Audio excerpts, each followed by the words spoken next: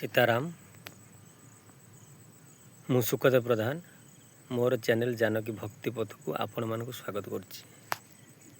आज आम आज्ञा जानिबा आपण ठाकुर घरे पूजा करुवा समय जदि आपणकर मन पूजार लगुनि तो खराब चिंताधारा आसुची।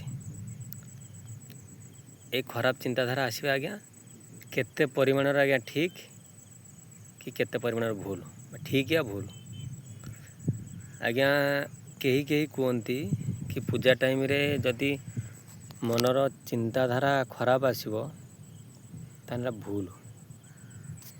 तो मु आपन को एठी आ विषय सठिक भाव में मुझे जनइबी कि आपन जदि पूजा करुचंती पूजा टाइम रे जदि आपणकर मनरे कु चिंताधारा बा खराब भावना आसुची ठीक ठीक कहीं ना देखंतु आपन जदि कौन गोटे बेमार होगी आज्ञा कि कौन रोग होगी कि थंडा हो जर हो सांगे सांगे छाड़ी जाए कि आज्ञा धीरे धीरे धीरे धीरे छाड़े। तो दीप लिभिया पूर्व जोर जोर जले आज्ञा सेमती आज्ञा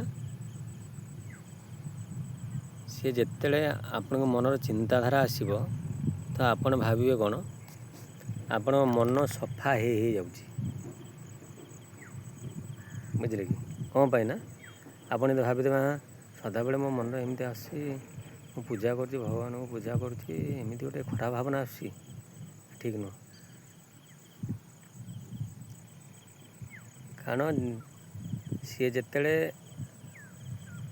खराब जिनसा जो आमर मन भितर जाए से बहुत घाटी गोड़ी जाए आज्ञा घाटी गोड़ी कौन जाए ना बहुत से टाइम मन पड़े ना यहाँ से एमती सेमती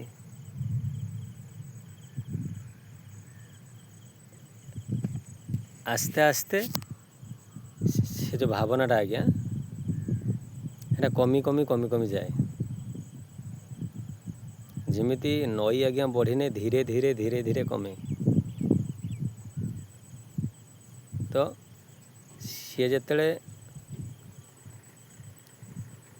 खराब चिंताधारा आपण मनरू बाहर कि मन पड़ुची बेसी करुच्ची आज्ञा सी सेमती धीरे धीरे धीरे धीरे कि आस्ते आस्ते आस्ते आस्ते सेटा आपण चिंताधाराटा पूरा आपण मनटा पूरा किछि दिन पर देखिए मन पूरा पवित्र आज्ञा हो से चिंताधारा रही ना कहीं कौन सी आपड़ तो जानते कौन सी जिनसर कौन सी टाइम कौन भी हो पारे किसी कई कहीपर सी गोटे कथा यदि आप निरंतर निरंतर भक्तिर सहित पूजा करुँच किंबा हनुमान चालीसा पढ़ुंट किंबा बजरंग बाण पढ़ुंट किंबा हनुमान अष्टक पढ़ुंट कि सुंदराकांड पढ़ुंट तो यहाँ आज्ञा है से हनुमान चालीसार आज्ञा प्रभाव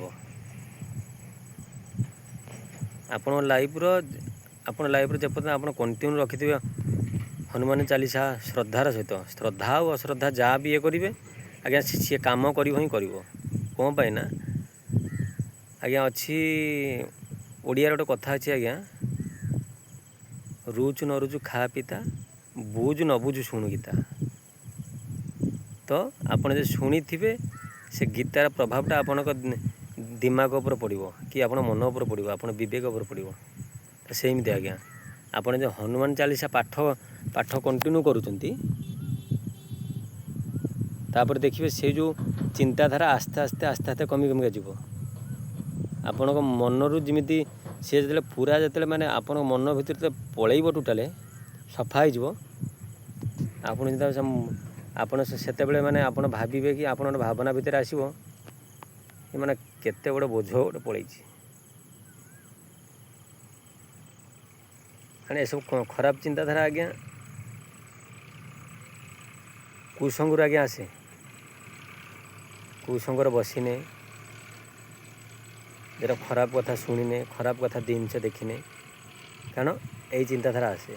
तो आपड़ जो ହନୁମାନ ଚାଳିଶା ପଢ଼ୁଛନ୍ତି କିମ୍ବା ଶିବଙ୍କର ସ୍ତୁତି ପଢ଼ୁଛନ୍ତି କି ମା ଦୁର୍ଗାଙ୍କର ଚାଳିଶା ପଢ଼ୁଛନ୍ତି, ସେଇଟା ଆପେ ଆପେ ଆଜ୍ଞା ସେଟାକୁ କ୍ଲିଅର୍ କରିଦିଏ ଆଜ୍ଞା।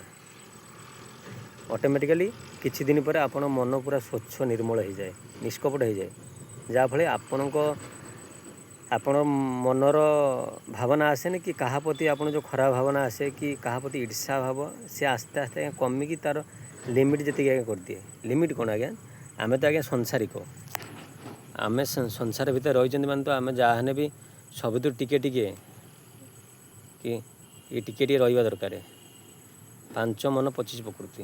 ତ ଆମେ ତ ଏଠି ମାନେ ସଂସାର ତ୍ୟାଗୀ ହେଇକି ଆମେ ସାଧୁସନ୍ଥ ହେଇଯାଏ ନାଇଁ, କିନ୍ତୁ ଆମର ଲିମିଟ୍। ତା ବୋଲି ଆମେ ତ ଲିମିଟ୍ କ'ଣ, ତା ବୋଲି ଆମର ସିଏ ତା'ର ପରିଶ୍ରମ କରି ଅଧିକ ପଇସା ଆଣୁଛି, ମୋ ମନ ଅହଙ୍କାର ଆସିବ କି ମୁଁ ସବୁବେଳେ କରିମି, ପ୍ରଭୁ ସିଏ କାହିଁ ଏତେ ଭଲ ରହୁ, ତାକୁ ଭଲ ରଖେ। ସେଇଟା ଆଜ୍ଞା ଠିକ୍ ନୁହଁ।